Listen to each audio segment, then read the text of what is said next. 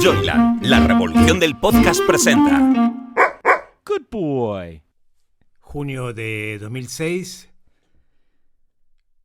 el brazo armado de Hamás, las brigadas de Al-Qassam, llevan meses cavando un túnel por debajo de la frontera que separa a Israel de Gaza, por debajo de ese muro y de esa serie de alambres de espinos.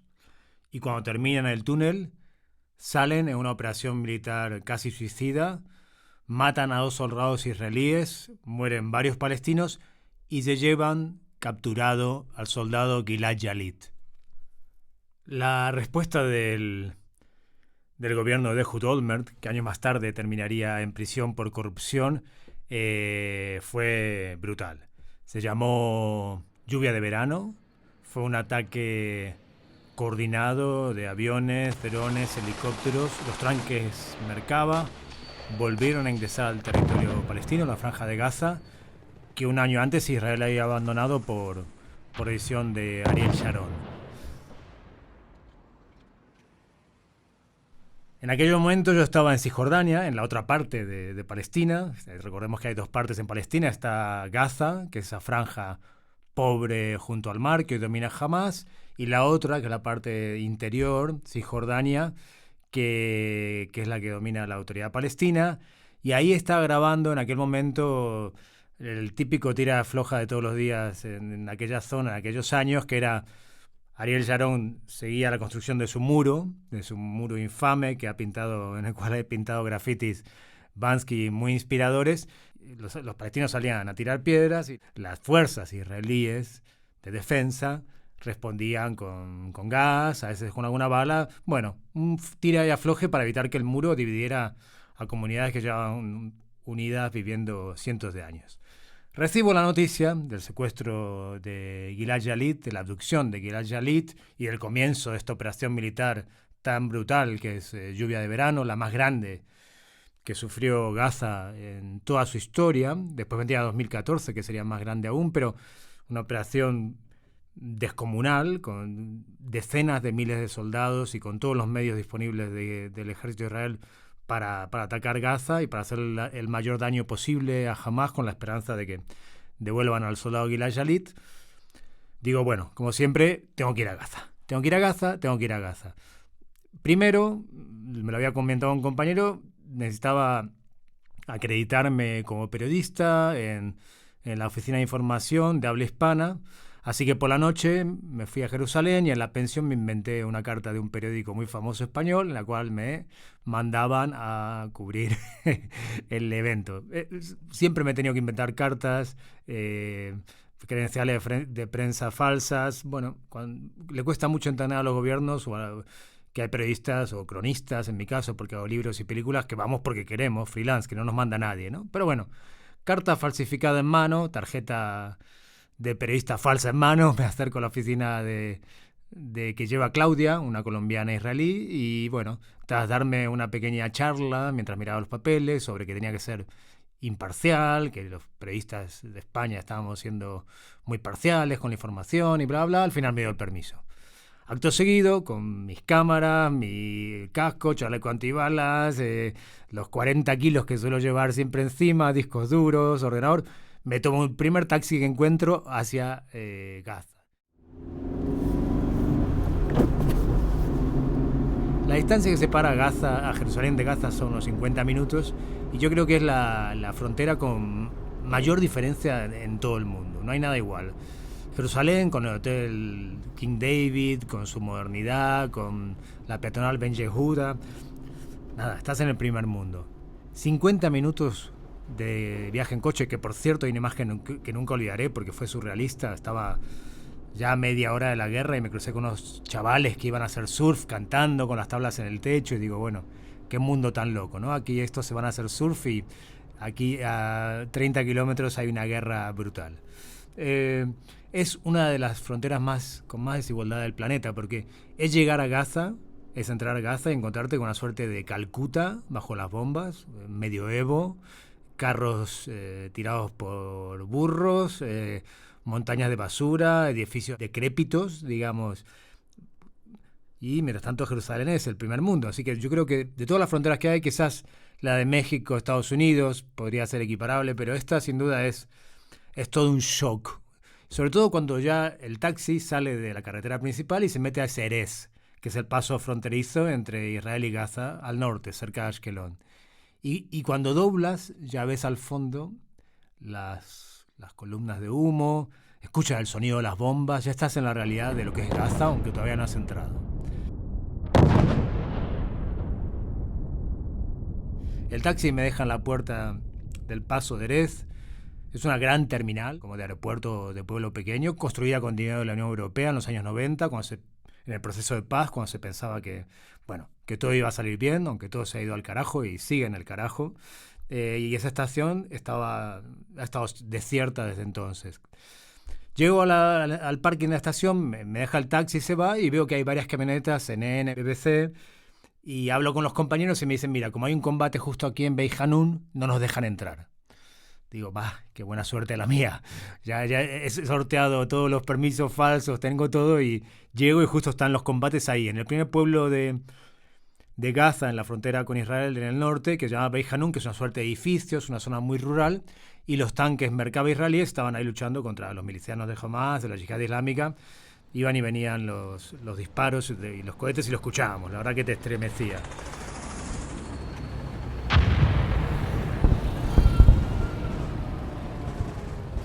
Me dijeron que entrara al edificio y que hablara con Mark, que era el oficial encargado de toda la logística ahí, el que estaba al mando del puesto de fronterizo. Mark, israelí, de origen estadounidense, súper majo, súper amable, como todo buen americano, muy polite. Me dijo, bueno, ¿qué medio vienes? Le digo, mira, soy freelance, no tengo un duro, estoy aquí, quiero entrar. Ya he estado antes, quiero contar esta historia, la de la Operación Lluvia de Verano. Me dice, bueno, no te preocupes, ponte aquí en la lista y apenas pueda, os dejamos pasar uno a uno. Apenas paren de disparar, os hacemos pasar. Se suceden las horas, yo estoy sentado ahí en el suelo, mientras mis compañeros de los grandes medios están en sus camionetas. De hecho, viene un inglés y me ofrece un poco de agua y unas galletas, le doy mucha pena. Estoy ahí con todos mis bártulos, con la genial idea. Tan alocada fue la partida hacia Gaza que no había cogido ni agua. Y cuando empieza a hacerse la tarde, que con mucho calor, porque estamos en verano, los grandes medios se van retirando. Adiós, con la mano. Unos se irían a Ashkelon, que está muy cerca, a un cómodo hotel. Otros volverían a Jerusalén, a un hotel 5 estrellas, a cenar de lujo, con vino. Bueno, es el plan B de los grandes medios. Yo no tenía plan B, no tenía agua, no tenía dinero más que para estar, según había calculado por lo que había hablado con mi querido Kayet en Gaza, para estar unos 2 meses dentro, y entonces no me iba a tomar un taxi de vuelta a Jerusalén. Así que me quedé ahí, escuchando las bombas, y creo que a este Mark le di tanta pena que salió y me dijo, mira, vamos a hacer una cosa. Le voy a decir a los chavales que dejen de disparar 10 minutos y tú cruzas la frontera. Me puse de pie de un salto, le di un abrazo, le digo, muchas gracias. Cogí todos mis bártulos y me dijo, 10 minutos. Digo, sí, en 10 minutos estoy al otro lado, no te preocupes. Le dijo, lo único, y ya esto me lo decía cuando estaba entrando a la terminal, me dijo, ten en cuenta que son chavales, they are kids. Y si los terroristas disparan, ellos van a disparar. Y si tú estás en el medio, digo, bueno, Mark, asumo el riesgo. Me meto en la estación, la oficial que me tenía que sellar el visado no estaba por ninguna parte, en ninguna de las ventanillas. Cuando aparece con mucho desgano, me quita las grapas, porque en Israel no te ponen sello si tú lo pides para que después puedas usar el mismo pasaporte e ir a los países árabes, ¿no? Entonces me quita la grapa con una lentitud y me pregunta, ¿de dónde vienes? ¿Por qué quieres ir a Gaza? Digo, es una buena pregunta. No sé si tengo la respuesta. Bueno, quiero ir porque hay sufrimiento, porque es mi vocación en la vida contar lo que pasa, pero no le dije todo esto, le dije, bueno, porque soy periodista de tal medio y tengo que entrar, me han mandado la orden y es de España, bla, bla, y se hace una gracia, el país de los toros. Me dijo, soy vegetariana, fantástico. Dejé de hacer gracias y después de sacarme las grapas, meterse en una habitación, volver con una desgana que era como alucinante, mascando chicle, me da el pasaporte y me dice, pase. Miré el reloj y esos 10 minutos que me había dado Mark ya eran 25. Después entro a una habitación que es metálica y una voz de un altavoz me va guiando como si fuera la voz de Dios Al principio muy ecuánime, me dice, por favor, ponga todo en la cinta. Bueno, pongo todo en la cinta, me dice, saque cada objeto electrónico de su empaque y póngalo en la cinta. Uy, Dios mío. Digo, tengo 4 discos duros, 18 tarjetas, 5 lentes, bueno, todo, tenía todo. Empecé a sacar todo con muchas prisas, las cosas, me dice, pasa todo, me dice, no, vuelva atrás, sáquese los zapatos, los pongo en la cinta. Digo, ¿qué espera este hombre? ¿Que yo vaya a cometer un atentado suicida en Gaza? No tenía mucho sentido, entiendo en el sentido contrario. Pero bueno, pasé todo ese protocolo, puse todo en la maleta rápidamente, desordenado. Digo, bueno, a la mierda los equipos, porque una lente arriba de la otra, un disco abajo del otro. Y la voz me guía a otra sala. En esa otra sala, otra vez, ahora tengo que pasar otra maleta por otros rayos X. Yo ya no me animo a mirar el reloj. No me animo a mirar el reloj. Y después la voz un poco me dice, salga, la puerta se abre automáticamente, ahí no hay un ser humano, no hay ningún ser humano, es todo automatizado. Me dice, salga, doble a la derecha y después a la izquierda. Cuando salgo hay 3 puertas. Y estoy con todas las maletas, sudado, angustiado, veo 3 puertas. Y la voz esta, de la voz de Dios, se cabrea y me dice, la que está a la derecha, vamos. Y digo, bueno, vale. Al final le señalo con el dedo, me dice, sí, es esa, y me meto en esa. Y me encuentro finalmente con lo que estaba buscando, que es ese kilómetro de pasadizo que comunica Israel a Gaza. Es un pasadizo de 1 kilómetro aproximadamente, nunca lo he medido, pero calculo que sí, que está cubierto por una chapa de metal y alrededor tiene rejas.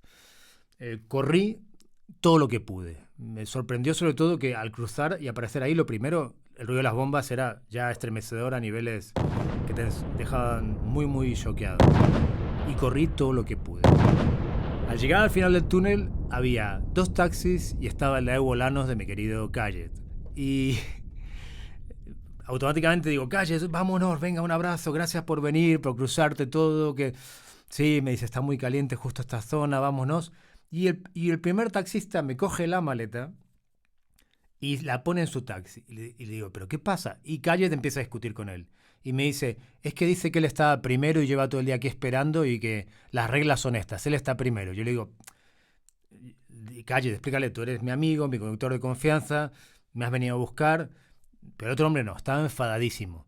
Entonces digo, bueno, le pago el viaje también a él. Digo, le pago el viaje a él y no hay ningún problema. Le doy el dinero y el hombre se hace el ofendido, esto parece una ópera de Puccini, y tira el dinero por el aire, me recojo al suelo y le digo, ¿quiere más dinero? Le doy más dinero. Le pago 2 viajes. Al final, el hombre ofendido, pero en esta cosa un poco mediterránea que tenemos, que muchos tienen y que lo he vivido aquí también en España, es me ofendo para conseguir dinero, me hago el ofendido, el ultrajado, es algo muy común, lo he vivido aquí con abogados, socios.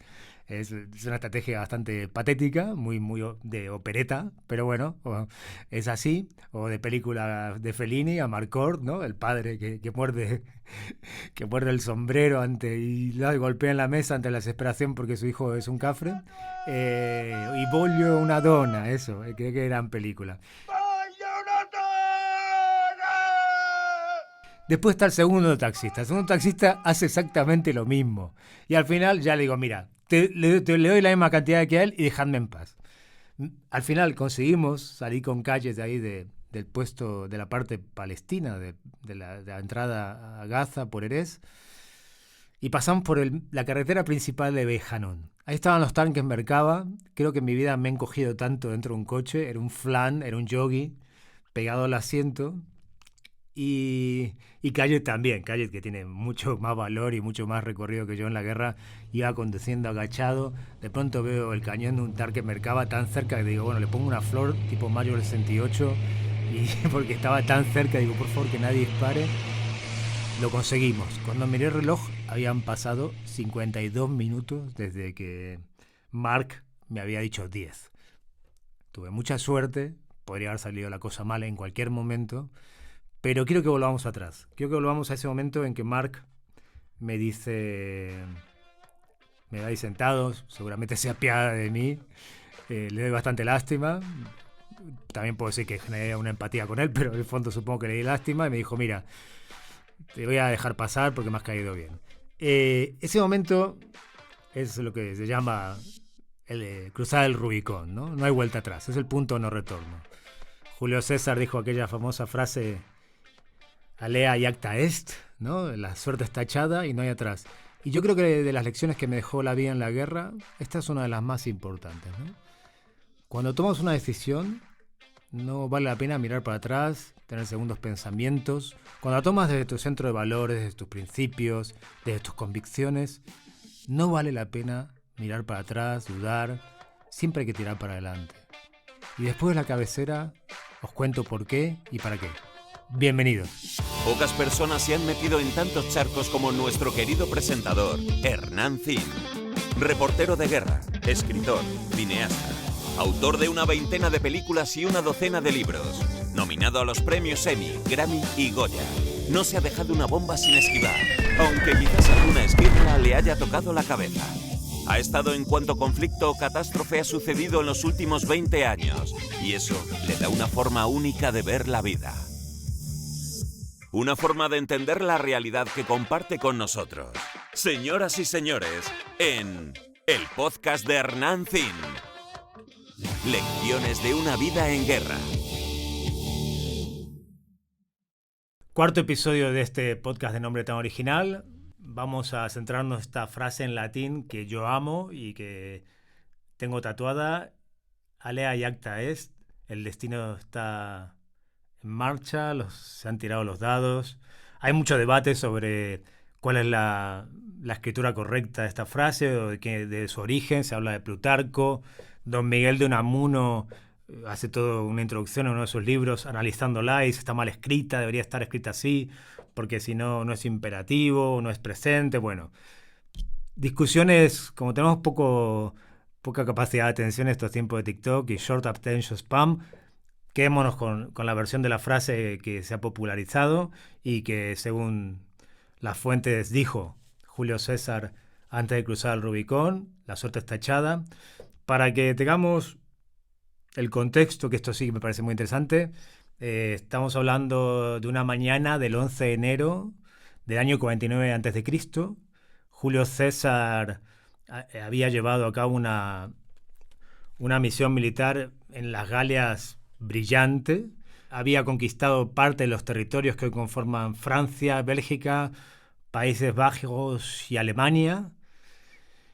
Y eso le había generado un enorme poder, sobre todo disfrutaba de una gran lealtad por parte de sus legionarios. Ante este enorme poder, Pompeyo, antiguo aliado de Julio César, y el Senado le tienen miedo. Y lo que planean es que en el año 50 a.C., cuando caduque el consulado de Julio César, lo que tenían planeado era acusarlo de corrupción y meterlo en la cárcel. De alguna manera, Julio César intuye esto y lo que hace al cruzar el río Rubicón, que está en el noroeste de Italia, que tiene muy poco caudal, es desafiar a la autoridad. Ningún cónsul tiene permiso de entrar a territorio del Imperio Romano sin la autorización del Senado. Es desafiar al Senado y al final termina Pompeyo huyendo y él gana la guerra civil y es coronado como emperador. Esto pone fin a 4 siglos de la República Romana, que fue un ejemplo de libertad, fue un ejemplo de igualdad, fue todo un ejemplo. Se establecieron las bases del derecho, que todavía hoy nos rigen. Julio César, que era un populista, que prometía repartir las tierras entre la gente, se convirtió en un dictador y terminó de esta manera con la República Romana. Pero lo interesante de este caso histórico es que fue plenamente consciente y asumió todas las responsabilidades del paso que estaba dando. Estaba cruzando el río prohibido, el Rubicón. Estaba quebrando las normas del Imperio Romano, de la República Romana. Estaba dando un paso para el cual no había vuelta atrás. Si la jugada le salía bien, podría ser coronado emperador.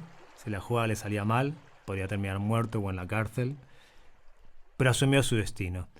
De alguna manera, en la guerra, eso lo haces todo el tiempo. Cuando Mark te dice tienes que entrar,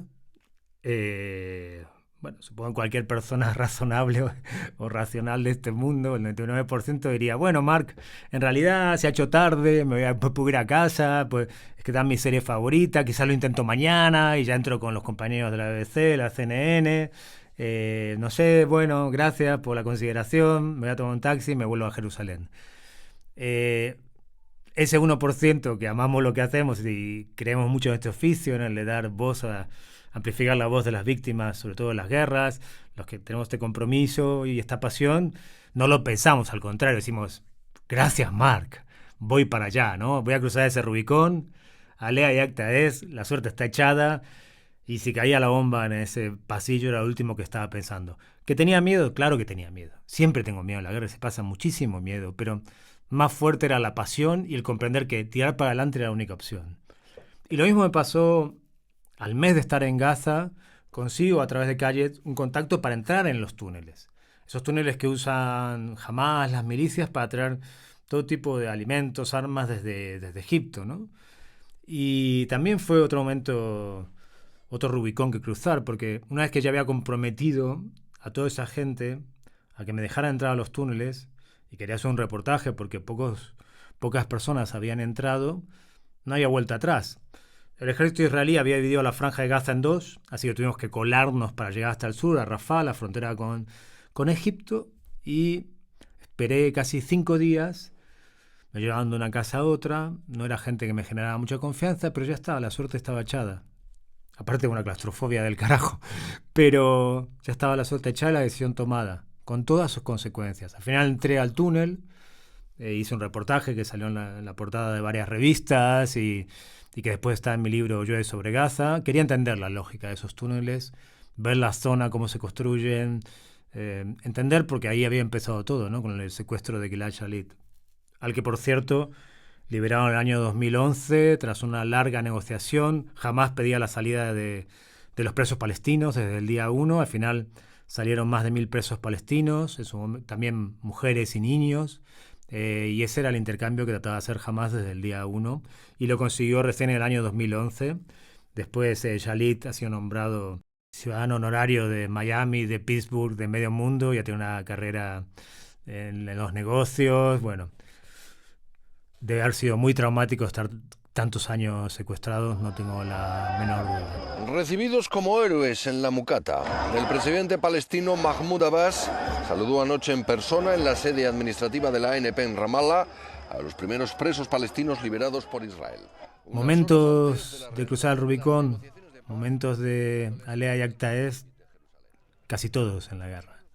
Cuando después de estar semanas en Nairobi moviendo cielo y tierra para que me dejaran volar a Mogadiscio, a Somalia, para contar la hambruna que había ahí en un momento en que Al-Qaeda dominaba el 90% del país y finalmente me dan luz verde y me sube ese avión, tampoco había vuelta atrás. Lo mismo cuando te llegaba la carta del Pentágono diciendo que te podías ir empotrado con las tropas de Estados Unidos a Afganistán, ya fuera una vez con los Marines, otra vez con la 82 aerotransportada. Una vez que llegaba esa carta, no ibas a decirle al Estado americano, a los estadounidenses, bueno, he cambiado de idea, mejor me quedo en casa, porque es un planning que te hacen de vuelos, de transporte interno dentro de Afganistán, llegas a Kabul, de ahí te vas en un blindado hasta la base de Bagram, después te mandan a donde sea que te estés asignado, puede ser como la última vez que fui, Kandahar, plena cuna de los talibanes. Y no vas a decir, bueno, he cambiado de idea, ¿no? Una vez que has movido toda esa maquinaria burocrática, ya te lanzas y no miras atrás y dices, venga, me enfrentaré y asumiré todo lo que venga, bueno y malo, e iré capeando el temporal a medida que se desarrollen las cosas, ¿no? Como dije en la introducción, esta es una de las grandes lecciones que me dejó la guerra, ¿no? Cuando crees en algo, cuando estás convencido de que es lo correcto, cuando estás convencido de que es tu llamada, cuando estás convencido de que estás tomando la decisión de tu espíritu, de tu centro, de tus convicciones y tus valores, no lo dudes. Tira para adelante. No escuches a la gente que te dice no se puede, esto no es posible. Toda esa gente que en el fondo o lo hace por envidia o lo hace porque te quiere y no te quiere ver sufrir. Pero no escuches a nadie. Mi madre lleva toda la vida diciéndome que sea profesor universitario. No sé, no he nacido para enseñar. Me gusta más hacer. Digamos, no tengo ninguna vocación, pero mi madre lo dice con toda la mejor intención del mundo, para que tenga un salario fijo, para que esté tranquilo. También le ha hecho sufrir un montón con este trabajo, entonces lo entiendo perfectamente, ¿no? Pero mi vocación y mi llamada las he tenido siempre muy claras. Y si tú en un momento tienes pasión por algo, tira para adelante. No escuches a la gente a tu alrededor. O escúchala, pero con respeto. Tomando lo que sea inteligente o lo que no, pero tu voz interna es la que te manda a hacer las cosas que te van a transformar. Porque el viaje puede salir mal. Lo que emprendas, sea una empresa, sea un proyecto artístico, sea algo que quieras montar con amigos, puede salir mal. Es muy probable que cometas errores. Yo he cometido cientos de errores. Y eso es maravilloso. Ahí es cuando aprendes. Cuando cometes los errores es cuando aprendes. Y si no te das la oportunidad de tirar para adelante, de equivocarte, no creces como persona. No te desarrollas, no aprendes de tus errores. Estás siempre en la zona de confort, que es una frase que odio, pero es la verdad. Y aquí en Occidente nos encanta estar en la zona de confort. Nos encanta procrastinar, nos encanta decir, bueno, me gustaría. ¿Cuánta gente he conocido? No, yo estudié periodismo para ser periodista de guerra. Digo, no, yo no estudié periodismo, me encontré la guerra en el camino. Yo estudié otra cosa y quería hacer otra cosa. Pero si quieres ser reportero de guerra, que mucha gente me escribe preguntando, pues vete a la guerra, no hay más. Coge un avión, habla con un periódico, intenta mandarle noticias, una radio, no sé. Quizás sea un ejemplo extremo, pero ¿quieres montar un negocio? Averigua qué hay en la competencia, haz una pasantía en el lugar a ver si te gusta, digamos. Y una vez que lo veas claro, a por todas, ¿no? Un poco viene la reflexión de que hace poco di una charla en una universidad y veía tanta duda entre la gente joven, ¿no? Hay miedo como de mirar hacia atrás y decir, ay, me he equivocado. Cuando haberte equivocado es lo mejor que te puede pasar. En esta cultura en la que vivimos, y no en otras, el fracaso está muy, muy mal visto. Digamos, yo en estos 3 años mi productora casi se ha arruinado. Y ha sido duro porque la tengo desde hace 20 años, pero han fallado socios, han fallado los bancos, estuvo el COVID, hay gente que me ha hecho putadas, todo perdonado. Y sobre todo, perdonado a ellos y perdonado a mí mismo, que fui el último responsable y el único de tomar las decisiones que tomé. 3 años de los mejores de mi vida, duros, pero para mí siento que en estos 3 años he sembrado mi felicidad futura, he crecido muchísimo como persona. Entonces, si no hubiera dado el paso justo antes de la pandemia, decir, bueno, voy a crecer, voy a meter socios, esto, Dockland y Joyland van a crecer y esto va a ser... Bueno, si era la gente equivocada, era el momento equivocado, los bancos, la verdad, que jugaron todo en contra. Bueno, tuvimos un momento que nos quedamos sin dinero, pero ahí aprendí cosas valiosísimas. Que no estaba prestando atención a la gente que quiero, que me había olvidado lo esencial, que en este camino había elegido, no estaba en mi centro de valores, estaba eligiendo gente con la que no tengo nada que ver. Entonces, ahora que la vida me ha dado otra oportunidad y que hemos empezado con nuevos socios, con nuevo equipo, con unas nuevas temporadas de podcast, de documentales, podés ver 13 días en Netflix, la ha reventado, que empezamos de cero, no de cero, sino con heridas, pero con mucho aprendizaje atrás, no puedo más que dar las gracias a haber fracasado, a haberme equivocado, perdonar y decir, alea yacta es, la suerte está echada, vamos a la próxima lección en la vida. El tema es que si no haces ese paso, o si cuando lo diste miras atrás y te arrepientes, dudas, te castigas, te fustigas, no creces como persona, estás siempre en la zona de confort. Y en este sentido lo repito, la guerra fue una grandísima escuela. A todos los conflictos a los que he ido han sido duros, han sido dolorosos, he cometido muchísimos errores, creo que sigo vivo de milagro, pero me han hecho una mejor persona y han hecho que mi vida valga la pena, porque es lo que yo amo hacer. Como si lo que amas hacer es figuritas de plastilina. No importa. Es responder a esa voz interior y no dudar, tirar para adelante, siempre mirar para adelante. Y si en algún momento quieres mirar para atrás para aprender las lecciones, los errores, hazlo con amor, con compasión por ti mismo y por toda la gente que o no estuvo a la altura, o te traicionó, o no creyó en ti, o te dejó tirado. En estos años hay muchos amigos que pensé que en un momento malo, después de una carrera muy exitosa en la que nunca pedí nada a nadie, me iban a echar una mano y no lo hicieron. Pero están perdonados, son las circunstancias. A ver, el que eligió todo este camino fui yo. Yo fui Julio César, salvando las distancias. Ya lo veis en la entrada a Gaza, fue bastante patética, entre Puccini y Fellini, una cosa muy... Así que sería una especie de Julio César, que es al que se le hunden los caballos en el río, ese tal que no tiene profundidad, y la mitad de los legionarios se le sublevan y llega solo a Roma y lo meten en la cárcel, y ni laureles ni nada, ni emperador, termina en una mazmorra torturado, ¿no? Así fue mi entrada a Gaza, pero entré, y la suerte estuvo echada. Y a partir de ahí vinieron lecciones muy importantes para mi vida. El libro Llueve sobre Gaza fue para mí muy satisfactorio escribirlo. Esa ofensiva terminó en noviembre, porque después de lluvia de verano vino lluvia de otoño, y al final la tregua se firmó el 26 de noviembre de 2006.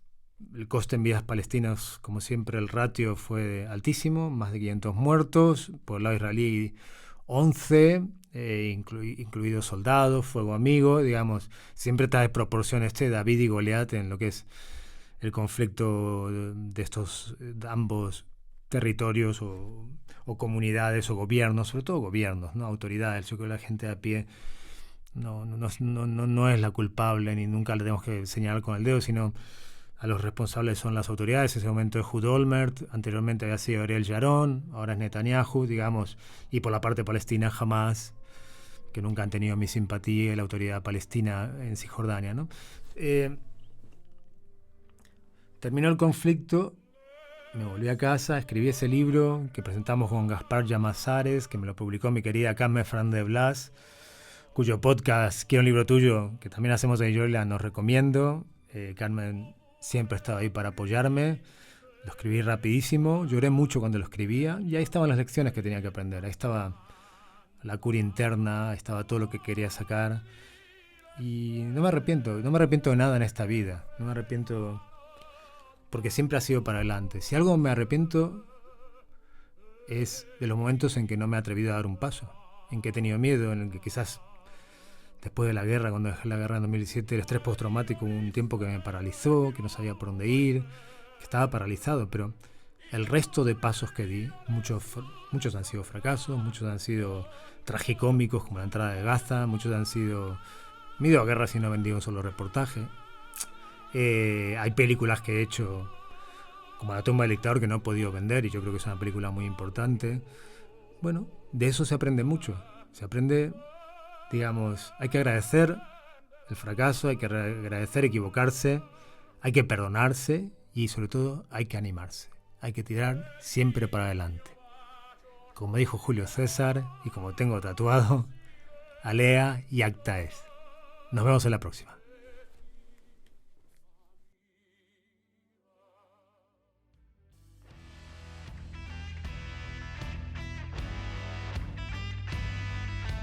Si te ha gustado este podcast y quieres más información, síguenos en nuestras redes sociales, @somosjoyland, o en nuestra web, joyland.es. No olvides darle al botón seguir para enterarte de nuevos episodios. El podcast de Hernán Zin es una producción de Joyland. Dirección y guión, Hernán Zin. Participación especial, Joy. Producción ejecutiva, Carmen Fernández de Blas. Dirección de producción, Ainhoa Martín. Locutado por Fernando Simón. Diseño de sonido, Alberto Cerro. Diseño gráfico, Julia Cernuda y Juanjo Contreras. Edición de vídeo, Lorena Gracia. Dirección comercial, Alberto Rojas. Producción, Wowland, Fernando Pastini. Redes sociales, Sergio Corredor. Una idea original de Hernán Zin. Joyland, la revolución del podcast. Una empresa del grupo Wowland.